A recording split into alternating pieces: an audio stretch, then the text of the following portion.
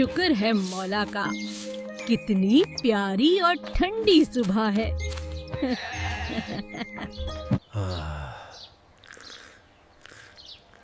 चकवाल की इस चाय का अपना ही मजा है। आयशा, पकड़ो मुझे, अगर पकड़ सकती हो तो। शाबाश मेरी लाली, जी भर के खाओ। अब्बू जी,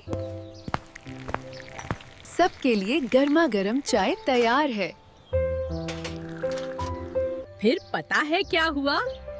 इस बहादुर शहजादे ने गांव को बचा लिया। आबिदा दा। देखो हमारे बच्चे कितने खुश हैं। अल्लाह नजरों बद से बचाए। अस्सलामु अलैकुम हाजी साहब। क्या हाल चाल हैं? शाम का खूबसूरत मंजर।